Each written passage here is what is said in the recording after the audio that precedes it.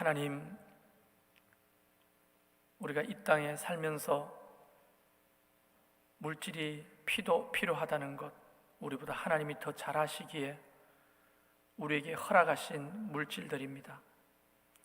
주시는 이도 하나님이시고 거두시는 분도 하나님이심을 우리가 고백하면서 10의 1조도 드리고 감사헌금, 선교헌금, 또 하나님 앞에 주정헌금으로 소원을 담아 올려드렸습니다. 이 모든 예물을 주님 흠량하시고 하늘에 우리가 알 수도 없는 그 신령한 복을 단비처럼 내려주시고 땅에 기름진 복들이 그 삶에 언제나 차고 넘치도록 역사해 주옵소서. 그래서 주신 물질을 흘려보내 많은 사람들을 살리고 세우는데 하나님 쓰임받는 우리 인생이 되도록 역사해 주시옵소서. 그럼에도 불구하고 가난한 중에 있는 자들을 긍휼히 여기시사 하나님 막힌 담들이 열리고 물질의 문제가 풀어지고 더 많은 것들로 주님을 영화롭게 하는 자들 되도록 마음껏 축복해 주시옵소서. 오늘도 말씀 가운데 역사하실 주님을 기대하며 거룩하신 예수님의 이름으로 기도드리옵나이다. 아멘. 할렐루야. 하나님의 나라는 눈에 보이지 않지만 엄청난 법칙이 존재해요. 그 엄청난 법칙 중에 하나가 뭐냐면 심고 거두는 법칙입니다. 한번 따라해 볼까요? 하나님의 나라는 심고 거두는 것이다. 그 법칙이 작동합니다. 근데 이것은 일반적인 법칙이기도 합니다. 예수 안 믿는 사람도 이 법칙에 적용을 받아요. 갈라디아서 6장 7절을 보면 스스로 속이지 말라.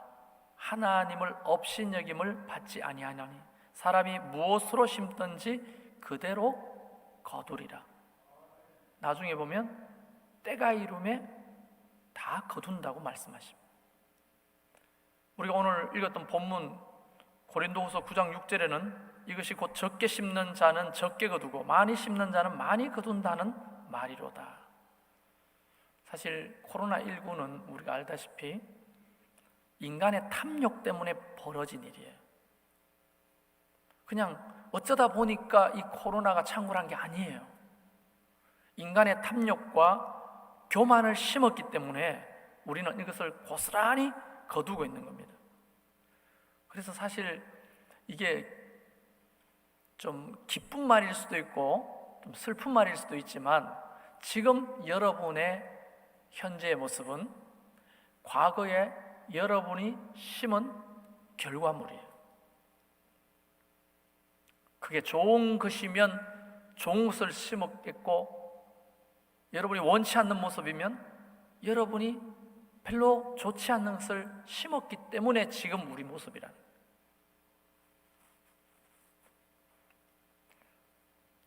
그리고 성경에 보면 이 심는다는 표현을 또 다른 표현으로 표현한 곳이 있습니다. 쌓는다라는 말로 표현되어 있는데요, 마태복음 6장 19절 20절 보면 너희를 위하여 보물을 땅에 쌓아두지 말라. 거기는 좀 동록이 해하며 도둑이 구멍을 뚫고 도둑질하느니라. 오직 너희를 위하여 보물을 어디에 쌓아두라? 하늘에 쌓아두라. 거기는 좀이나 동록이 해하지 못하며 도둑이 구멍을 뚫지 못하고 도둑질도 못하느니라. 이 땅에 쌓는다는 것은 탐욕과 이기심으로 자기만을 위해서 사용하는 것을 의미하겠죠. 우리가 동록이라는 말이 있는데 이 브리시스라는 말은 부패하고 부식된다는 말이에요. 하늘에 쌓아두는 것은 하나님 나라와 의를 위해 사용하는 거겠죠. 여러분 경험하셨는지 모르겠지만 여러분이 가지고 있는 재물은요 망아지하고 똑같아요. 망아지. 이 망아지를 내가 길들이지 않으면요 그 망아지가 우리를 길들이려고 해요. 내가 물질을 길들이지 않으면 물질이 누구를 길들여요? 누구? 나를 길들여요. 내가 물질의 주인이 돼야 되는데 물질이 나의 주인이 되는 거예요. 사업하는 분들은 더 잘 들어야 되는데, 사업하는 분들은 사람을, 그 물질로 사람을 섬기고 돈을 다스려야 되잖아요. 그런데 이게 반대로 사람을 다스리고 돈을 섬기려고 하면 그것은 잘 되더라도 복이 아닙니다. 하나님 나라의 법칙으로 보면 그건 절대로 복이 아니에요. 여러분, 예수 안 믿는 사람들 중에 돈 많은 사람은 얼마나 많습니까? 그 복입니까? 그런 의미에서 보면 가난도 저주가 아닐 때가 있어요. 가난하다고 다 하나님의 버리거나 저주가 아니라는 거예요. 하나님은 돈의 많고 적음이 아니에요. 돈은 사실상 가치 중립적인 거죠. 그래서 이걸 다스리고 사용하는 자에 의해서 선하기도 하고 악하기도 한 거예요. 많고 적음의 문제가 아니라는 거예요. 본질적으로는. 굉장히 중요한 것은 누가 주인이냐, 내가 돈의 주인이냐, 돈이 나의 주인이냐, 이 문제라는 거죠. 이게 많고 적음 전에. 그래서 누가복음 16장 13절에 보면 집 하인이 두 주인을 섬길 수 있다 없다? 없나니 혹 이를 미워하고 저를 사랑하거나 혹 이를 중히 여기고 저를 경히 여길 것임이니라. 우리가 잘 아는 말씀 나오죠? 너희는 하나님과 재물을 겸하여 섬길 수 없느니라. 이게 왜 분명하냐면 분명히 우리는 딱 둘로 갈라졌어요. 하나는 주인이 하나님인 사람, 또 한 사람은 주인이 돈인 사람. 둘 중에 하나뿐이에요. 인생은 이것도 아니고 저것도 아닌 사람은 없어요. 여기거나 저기거나, 진리거나 진리가 아니거나, 진리이기도 하고 비진리이기도 한 것은 없습니다. 진리 편이든 진리 편이 아니든, 양이든 염소든, 이게 이원론적으로 들릴지 몰라도 진리에서는 분명한 겁니다. 빛이든 어둠이든지 빛일 수도 있고 어둠일 수 있는 건 없습니다. 여러분은 어디에 지금 서 있는지를 좀 볼 필요가 있죠. 그래서 누가 심고 거두느냐, 누가 하늘에 쌓을 수 있느냐, 딱 세 분류의 사람들이 이것을 할 수 있다고 생각이 들어요. 첫 번째는 뭐냐면 반드시 싹이 나고 자랄 것을 믿고 또 거두게 될 것을 믿는 사람이에요. 아니, 농부가 씨를 뿌리는데 거두게 될 것을 못 믿는다면 이 씨를 어떻게 뿌려요? 그래서 옛날에는 봄에 뿌릴 나락 씨를 처마 밑에 딱 달아놓잖아요. 그걸 씨나락이란 말이에요. 씨나락. 농사를 안 지어본 분들은 모르겠지만 씨나락이 있어요. 이것은 목숨같이 여기는 거예요. 한 해 농사가 달려있는 거예요. 그런데 배고프다고 씨나락을 밥을 지어 먹어? 그래서 귀신 씨나락 까먹는 소리 하고 있다는 거예요. 말도 안 되는 소리라는 거예요. 이게 씨나락을 까먹는다고? 말이 안 되는 거예요. 씨나락을 까먹는 건 어떤 거냐면 귀신 씨나락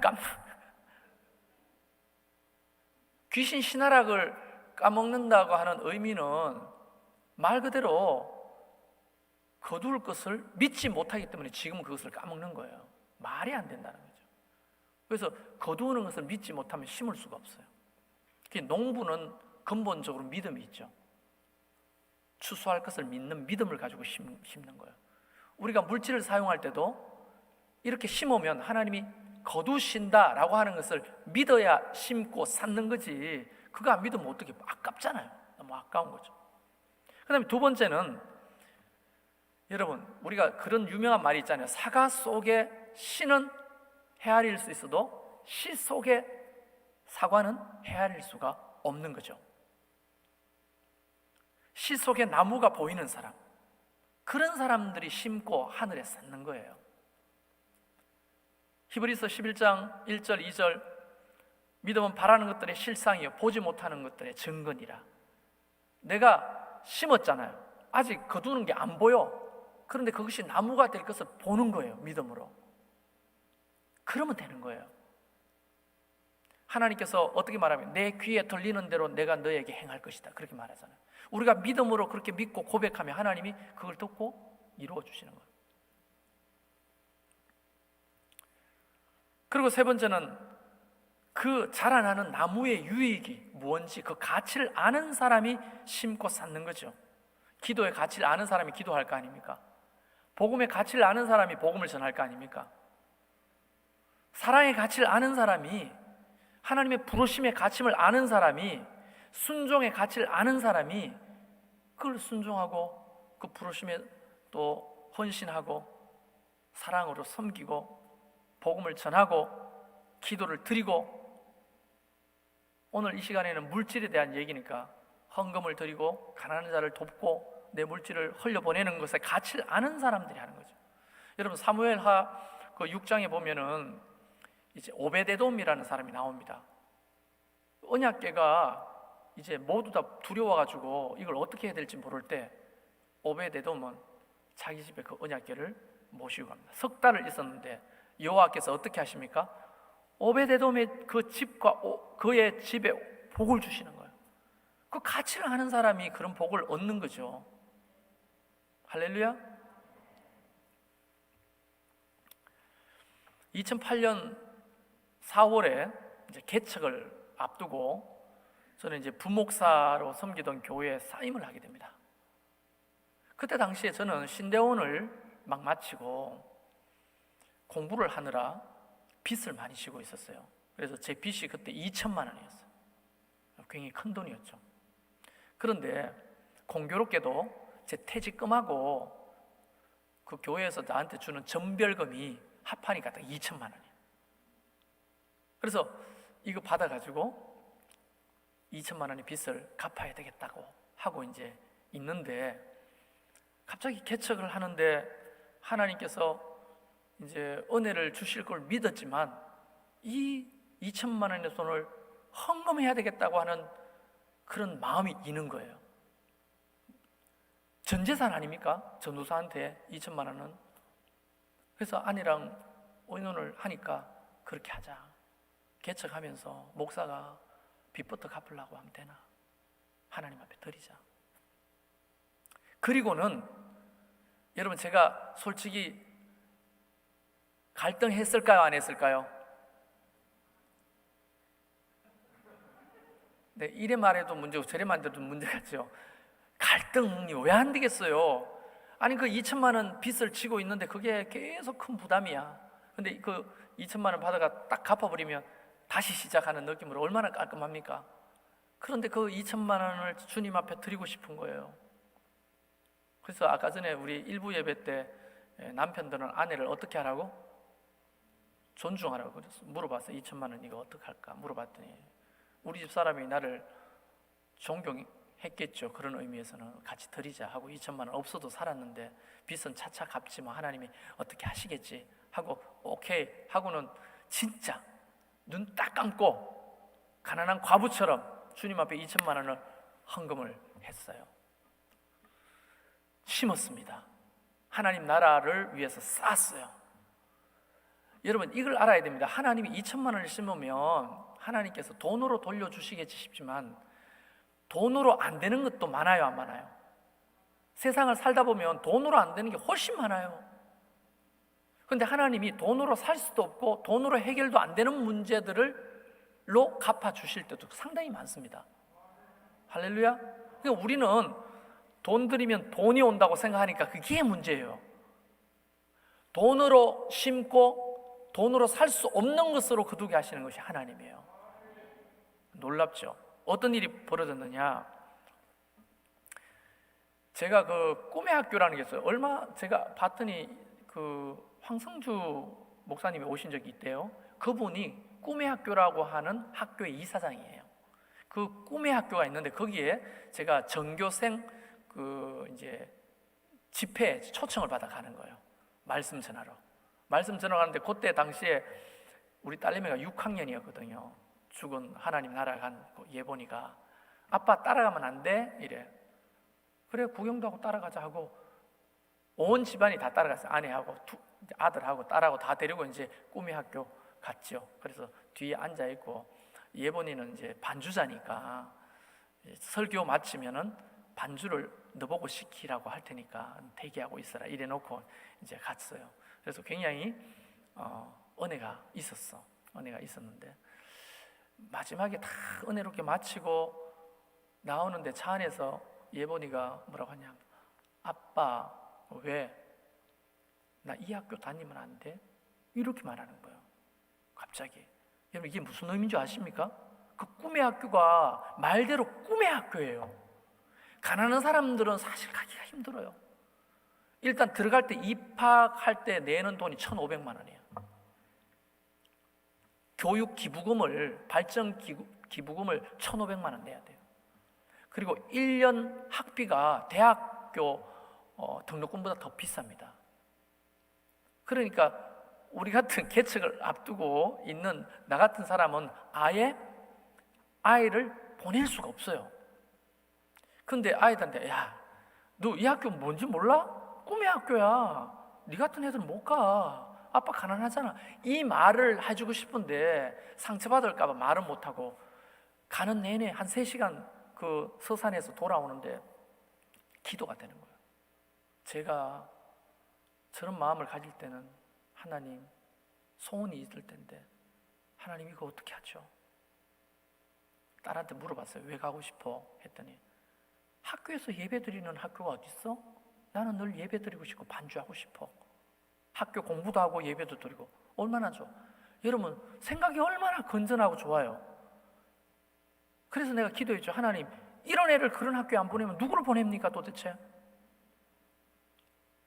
그렇게 기도해가지고 또 뭘 했을까요? 편지를 썼죠. 편지를 딱 써서 보냈는데 마치 놀랍게, 여러분 이 부흥회가 딱 끝나자마자 10명밖에 못 모이, 이게 지금 하나님의 은혜가 아니고 뭐겠습니까? 그냥 코에 걸면 코걸이, 귀에 걸면 귀걸이가 아니고 진짜 하나님의 은혜잖아요. 그런데 편지를 했는데 아예 서무 담당하시는 분이 저한테 전화가 왔어요. 와가지고 어떻게 하셨어요? 뭘요? 마침 이번 학기에 이제 우리 예본이가 중학교 1학년 들어가는 그 시점이잖아요. 이번 학기에 목회자 자녀를 위한 장학금이 생겼다는 거예요. 아직 박수 칠 때가 아닙니다. 지금 이야기가 길어요. 그걸 생겼다는 거예요. 진짜요? 그런데요, 지원자가 많아요. 한 명밖에 안 되는데.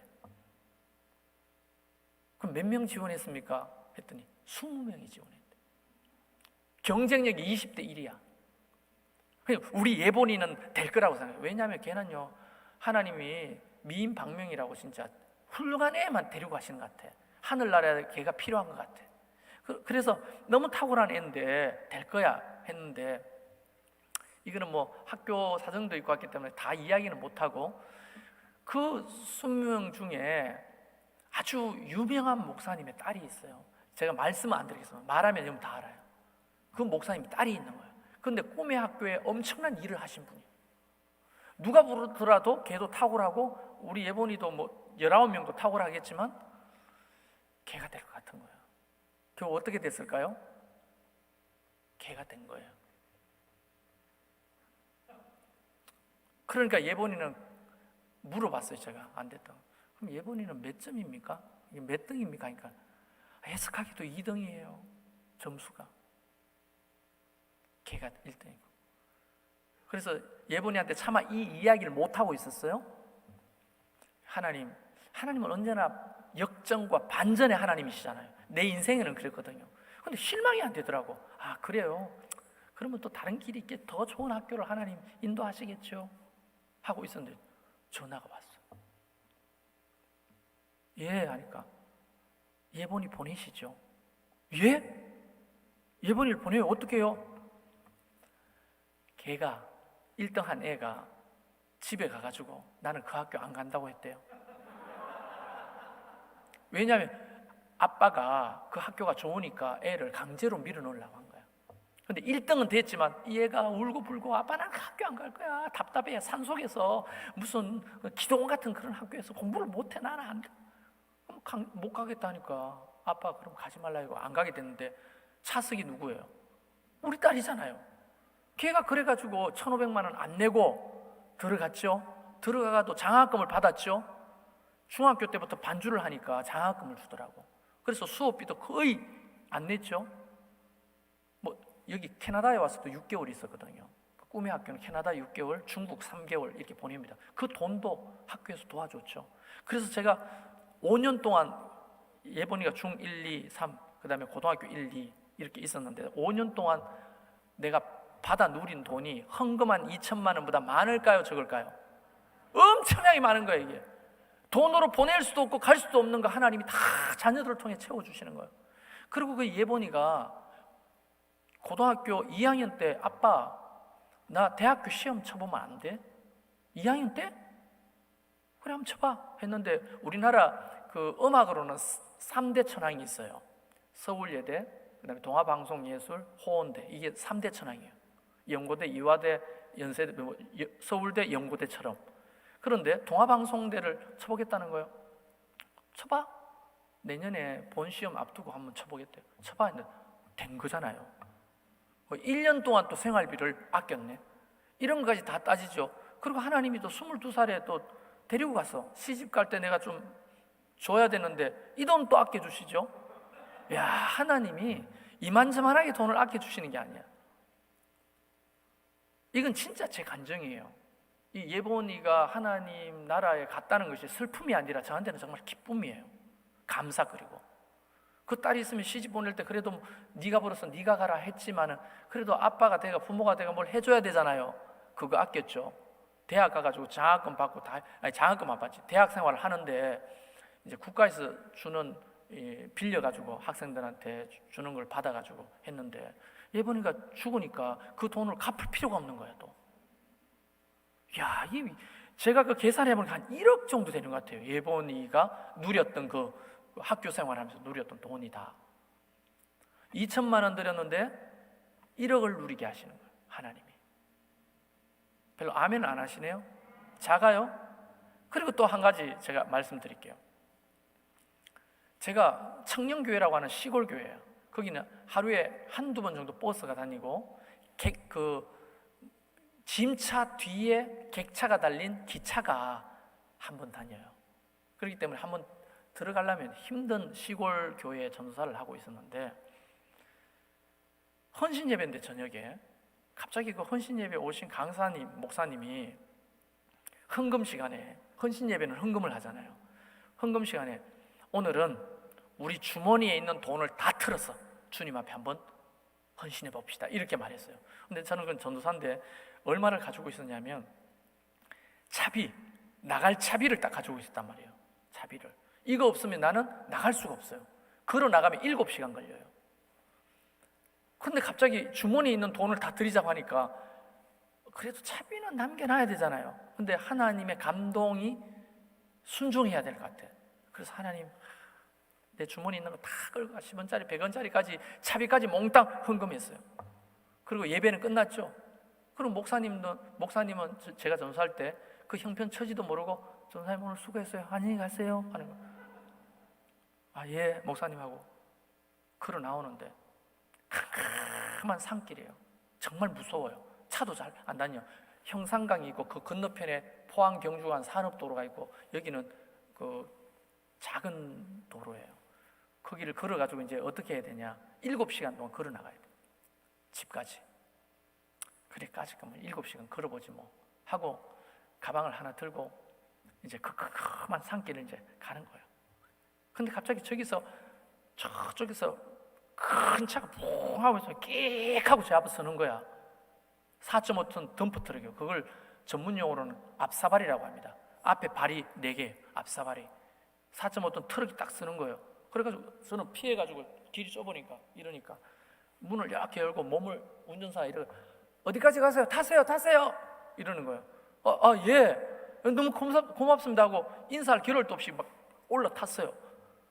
그래서 어떻게 이 큰 차가 이 좁은 길로 가시냐고 하니까 안강에 안강교회가 있어요. 100년 된 교회다. 굉장히 전통적인 교회인데 거기에 부흥 집회를 했대요. 근데 부흥 집회인데 이분이 안수 집사야. 원래 이 앞사발이는 산업도로를 타고 가야 되는 거야. 울산까지 가야 되는 거야. 일하러. 그런데 감동에 이쪽 좁은 길로 가라는 거야. 네가 만날 종이 있다고 이쪽 좁은 길로 가라고 기도 시간에 감동을 주대요. 그래가지고 그 차를 몰고 그 좁은 길을 왔더니 캄캄한 길에 어떤 삐쩍 마른 사람이 가방 하나 들고 터벅터벅 걷고 있더래요. 그래서 감독이 저 사람이구나 하고 태웠다는 거예요. 그렇게 태워가지고 이제 우리 집 앞으로 지나가요.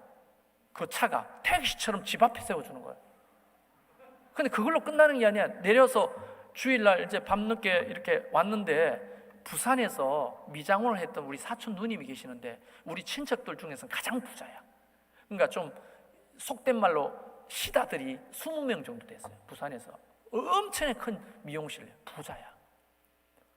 그런데 와 계시는 거예요. 그래서 누님 안녕하십니까 하니까 그래 성일아.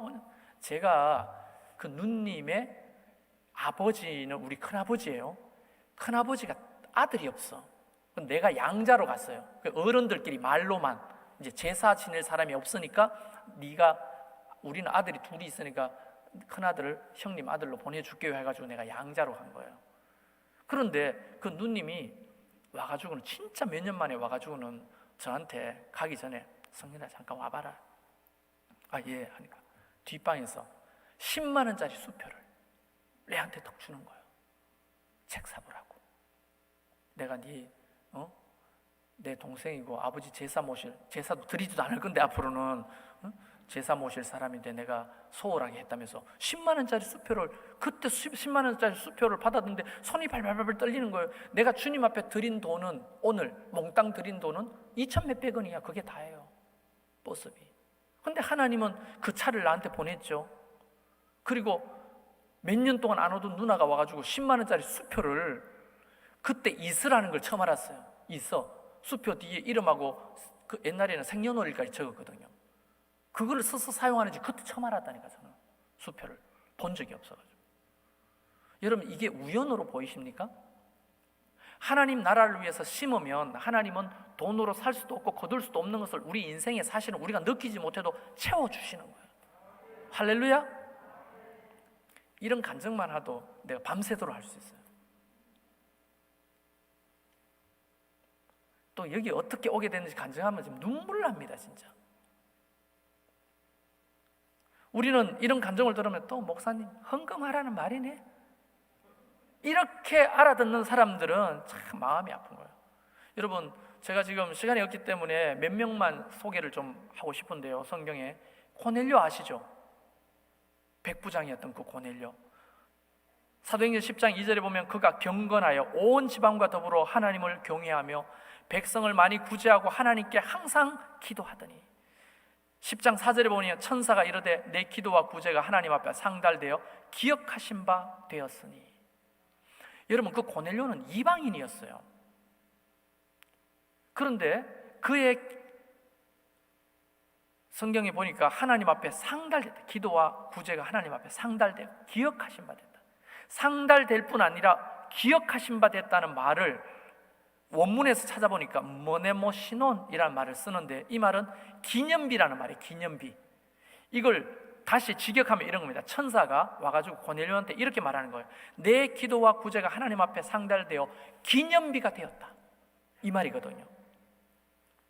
도대체 어떤 기도를 드렸길래 기념비가 되었을까요? 근데 4절 말씀을 가만히 읽어보면 기도가 상달되어 기억하신 바 된 게 아니라 기도와 뭐가? 구제가 하나님 앞에 상달되어 기념비가 됐다는 거예요. 단순한 기도가 아닌 거죠. 구제와 병행된 기도였다는 거예요. 다른 말로 말하면 종교 생활과 삶이 일치되는 삶을 살았기 때문에 그게 하나님 앞에 기념비가 될 만큼 상달됐다는 거예요. 우리가 예배당에서 기도하는 것도 중요하죠. 우리가 기도와 간구와 도구와 감사를 하는 건 너무 중요한데 고넬처럼 삶이 뒷받침되지 않는 그 기도는 하나님이 상달받으시고 기념비로 세울 수가 없다는 거예요. 예수님의 설교를 사복음서에 예수님의 설교를 분석해 보면 3분의 2가 뭐에 대한 설교인 줄 아십니까? 예수님의 설교가 10편이 있다면 7편이 돈에 대한 설교예요. 목사님 만약에 10편 중에 7편을 돈에 대한 헌금에 대한 설교를 했다면 목사님 맨날 돈 헌금 이런다고 비판하고 아마 그랬을 거예요. 근데 예수님의 설교가 돈 이야기가 10편 중에 7편이에요. 왜 그랬을까요? 2000년 전이나 지금이나 돈이 주인 노릇하는 거예요. 이 만몬의 영이 어떤 더러운 영보다 강력한 거예요. 여러분을 지배하고 여러분의 주인 노릇하고 하나님을 섬기지 못하게 하고 여러분의 기도가 하나님 앞에 상달되지 못하도록 방해하는 것이 뭐냐? 돈이에요.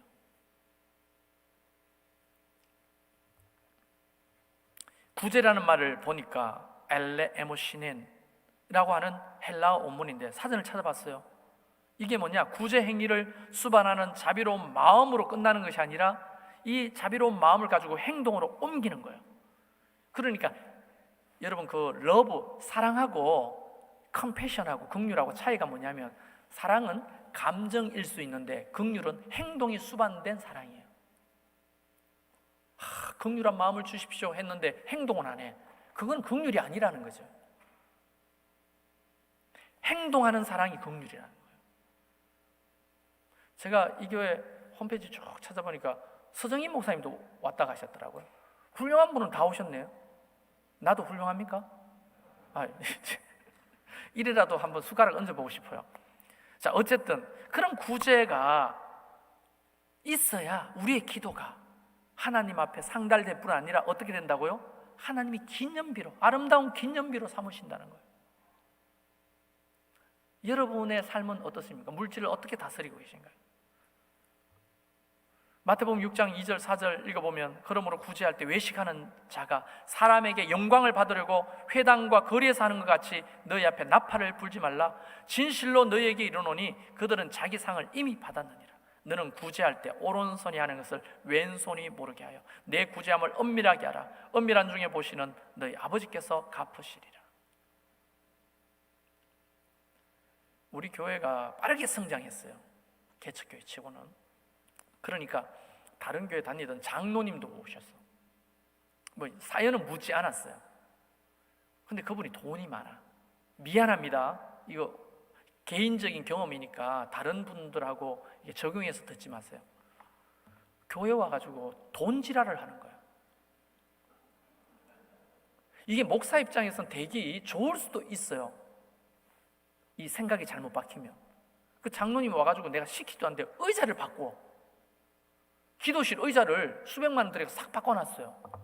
그래서 부교육자한테 물었어요. 목사님 이 의자 웬 거예요? 그 장로님 바깥. 아니 그럼 목사한테 이야기를 해야지.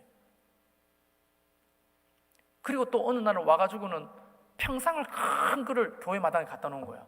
이거 누가 갖다 놨냐? 그 장로님이 갖다 놨다. 그리고 또 주차장에 뭐를 만들어 놨어. 이거 누가 했냐? 그 장로님이 해놨다. 아니 뭐 내한테 이야기도 안 하고 왜 이러시는 거예요? 그리고 또 갑자기 어느 날 와가지고 목사님 설교가 귀에 잘 안 들리는가요? 음량 시스템을 다 바꿉시다. 내가 알아봤더니 한 2천만 원밖에 안 한대요. 2천만 원 100개 안 한대요. 그래가지고 그때 여름 성경학교를 앞두고 있었는데 장로님 그러지 마시고 지금 그게 더 필요한 게 아니고 주일학교 여름 성경학교 앞두고 있으니까 거기에 좀 교육 지원금 좀 내세요 하니까 목사가 자기 말을 안 들었다고 삐져가 나가버렸어. 어때요? 그냥 모른 척하고 입 닫고 음량 시스템 바꿔주세요 장로님 이래야 돼요? 물질이 어느 곳으로 먼저 흘러가야 되는지 목사가 그 기준을 가지고 있잖아요. 그리고 나중에 알게 됐는데 그 부인이 권사님인데 와가 저한테 했어요. 의자를 해놓고 목사님이 누가 했는지 알면서도 광고를 안 해줬다 했다는 거예요. 평상을 누가 했는지 알면서도 목사님이 우리 어떤 장로님이 평상 헌신하셨는데 이 광고를 안 했다는 거예요. 내가 하라 했어요? 교회가 그거 필요합니까? 평상이? 가난한 자들 또 다음 세대를 교육하는데 훨씬 더 우선적으로 돈이 필요한데 그런 걸 안 하고 자기가 하고 싶은 걸 다 해놓고 자랑하고 나팔을 성경에 나팔을 불기를 원하는 거예요. 그리고 그분이 떠나기 전에 어느 날 가지고 봉투를 하나 가지고 왔어. 건축헌금이라고 해서 1,000만 원을 가지고 왔어. 그래서 내가 그랬어요. 장로님 건축헌금은 하나님을 드려야 되지 왜 저한테 가지고 옵니까? 그래도 목사님 한번 기도해 주셔요. 아니 헌금하시면 내가 주일날 다 기도하는데요. 동기가 뭡니까? 네 했네 이거잖아요. 그런 거를 목사가 받아줄 수가 없어요. 그래서 저는 교인들한테 말했어요. 큰 돈일수록 헌금 시간에 주님 앞에 드리라. 하나님이 은밀한 중에 그걸 보시고 갚아주시지. 목사가 갚아줄 수 있나요? 그거를 못 갚잖아요. 여러분, 다비다라는 여제자 아시죠? 사도행전 9장에 나옵니다. 이 다비다가 과부였어요. 다른 이름으로 도르가입니다. 그 9장 36절에 보면 선행과 구제하는 일이 심히 많더니, 안타깝게도 그가 병들어 죽었어요. 많은 사람들이 그의 죽음을 슬퍼했습니다. 여러분, 그 사람이 인생을 성공적으로 살았느냐 안 살았냐 보면 장례식 가보면 알잖아요. 감사하게도 우리 집 사람의 장례식과 우리 예본이의 장례식은요, 사람이 너무 많아가지고 아산병원에서 했는데 굉장히 큰 장례식장이잖아요.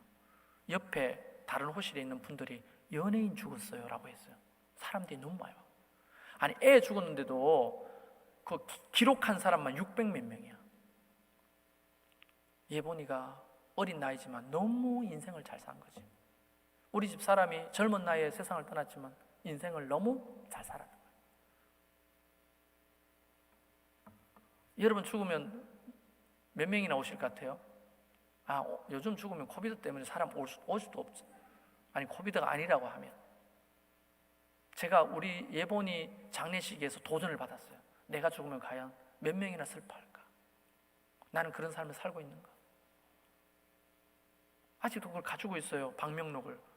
방명록에 기록하는 사람들이 정말 많은데 주변에서 연예인이 죽었는 줄 알고 유명인이 죽었는 줄 알고 물어봤다니까.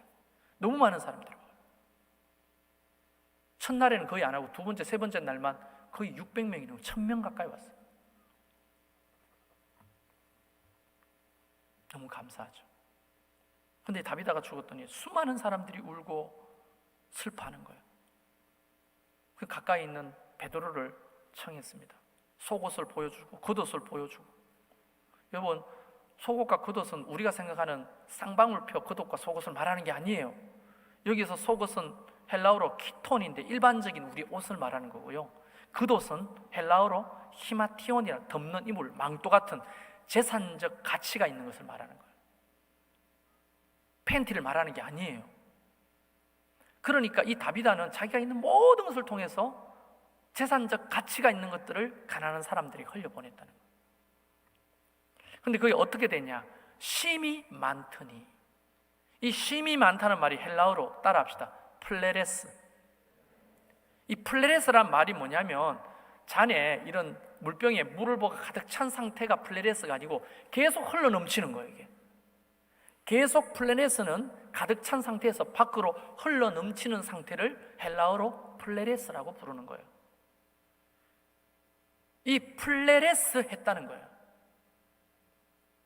우리는 선행과 구제가 적당한 정도를 뛰어넘어서 자신의 물질이나 시간이나 달란트를 너무 초과하여 사용했을 때 사용하는 단어가 있죠. 낭비라고 합니다. 낭비. 시간 낭비, 재물 낭비, 물자 낭비, 인생 낭비. 굉장히 부정적인 거죠, 낭비가. 근데 이 낭비라는 말이 사랑과 결부되면 완전히 의미가 달라져요.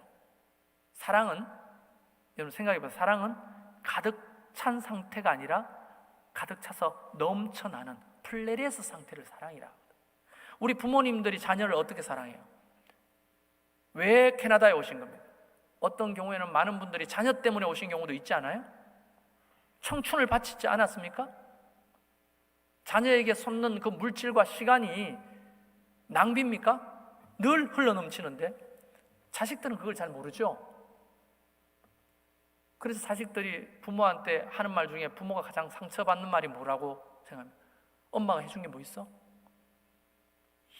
뚜껑 열리죠. 정말 그런 말 하면. 아빠가 나한테 해준 게 뭐 있어? 뚜껑 열리죠. 어떻게 해줬는데? 우리는 흘러넘치도록 해주잖아요, 사실은. 이게 플레레스라는 거예요. 사랑이라는 단어와 낭비라는 말이 붙어 있는 것이 바로 플레레스입니다. 사랑이 넘쳐나는 상태. 왜 이런 삶을 살았을까요? 성경에 보면 그가 여제자였다고 되어 있죠. 제자라고 하는 것은 자기의 스승이신 예수 그리스도를 뭐 하는 것이다? 사랑하는 것이에요. 그래서 주님을 사랑하는 그 마음으로 언제나 플레레스의 삶을 살았다는 겁니다. 그런데 이것을 두고 그래도 그건 너무 심했다.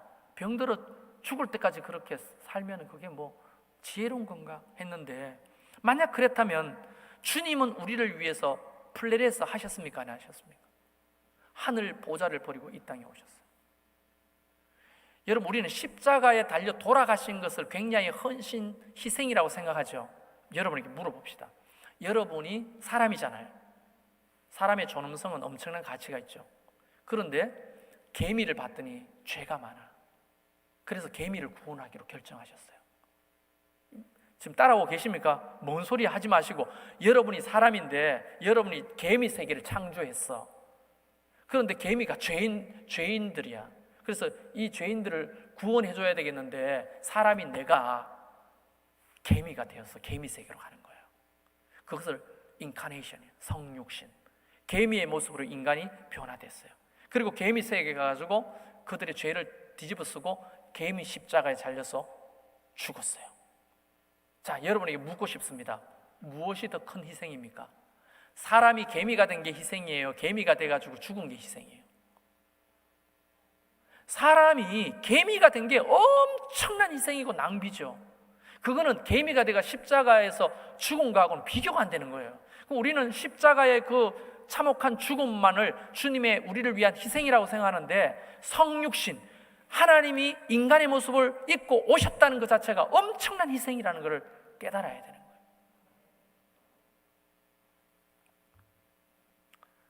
이게 만약에 사람이, 여러분이 하나님을 위해 어떻게 헌신했는지, 이 교회, 아름다운 교회를 건축할 때 어떻게 헌신했는지는 모르겠지만, 예수 그리스도의 낭비와 플레레스에 비하면 우리의 헌신은 아무것도 아닌 거예요, 사실은. 자, 우리가 개미가 됐어. 개미들이 자기들이 물고 온 이파리도 주고 버섯도 주고 뭘 막 줘. 자기가 가지고 있는 걸 다 줘. 그게 인간이 나한테 그게 희생이 돼요? 그게 무슨 헌신이 됩니까? 내가 개미가 됐는데 개미가 나한테 뭘 주든 그게 어떻게 비교가 되겠냐고요. 하나님이 인간이 되셨고 죽으시기까지 우리를 사랑하신 그 헌신이 있는데, 우리가 집을 팔아드리든 땅을 팔아드리든 내 생명을 드리든 그게 무슨 헌신이 되냐고요. 근데 우리는 자꾸만 되게 헌신한 것처럼 우리 자신을 그렇게 생각하고 있는데, 그게 마귀가 주는 생각이에요. 하나님이 우리를 위해서 헌신한 것이 사실이라면 우리의 어떤 헌신도 헌신이라 할 수 없는 거예요. 존 스토트 목사님의 이야기입니다. 여러분은 물질을 사랑하십니까? 하나님을 사랑하십니까? 진심으로 주님을 사랑할 수 있다면 전심으로 헌신할 수 있는 거예요. 그래서 진심과 전심은 동전의 양면처럼 붙어 있는 거예요. 진심은 있는데 전심은 없을 수가 없어요. 근데 제가 어제 예배에 대해서 이야기할 때 언어 고백과 행위 고백에 대해서 이야기했죠. 언어 고백은 하죠. 하나님 사랑합니다. 주님 사랑합니다. 돌아서면 행위 고백은 없어. 사랑하는 거예요, 안 하는 거예요? 예보나 사랑해, 예보나 사랑해. 근데 오빠가 너 사랑을 알지? 데이트하니까 만 원 내. 만 원씩 내잖아. 여행 가니까 3만 원, 네 3만 원, 내 3만 원. 그 사랑 아니잖아요. 주님을 사랑한다고 말하면서 우리가 물질에 대해서는 다 움켜잡고 있다는 게, 그게 어떻게 사랑이라고 할 수 있냐고요. 청년들한테 말하는데, 나한테 물질을 쓰지 않는 그 오빠는요, 날 사랑하지 않는 거예요. 꼭 남자가 물질을 써야 됩니까? 여기는 좀 문화가 달라요. 그러면 여자가 써. 여자가 물질을 쓰지 않고 또 시간을 쓰지 않으면 사랑하지 않는 거예요. 여러분, 제가 우리 성도들한테 자꾸 그런 얘기를 한 번씩 해요. 쓴소리인데, 카톡질만 하지 마라. 찾아봐야지. 내 시간을 들여서 찾아서 위로해야지. 카톡질, 이 카톡이 굉장히 편리한 거지만 그거에 멈춰져 있으면 이게 카톡질밖에 안 되는 거예요. 이 카톡은, 문자는 내 감정을 담을 수가 없어요. 잘 오해가 많습니다. 찾아가 봐야 돼. 안아주고 만져주고 괜찮냐고 물어봐주고, 이게 신방이지. 카톡질만 하는, 언어 고백만 하지 말고 행위 고백을 하라고. 하나님 앞에 언어 고백만 하지 말고 행위 고백을 하라고. 진심으로 사랑했다면 전심으로도 사랑해야 되는 거예요. 그래서 우리는 오늘 읽었던 본문에 이런 말이 나오죠. 각각 그 마음에 정한 대로 할 것이요 인색함으로나 억지로 하지 말지니.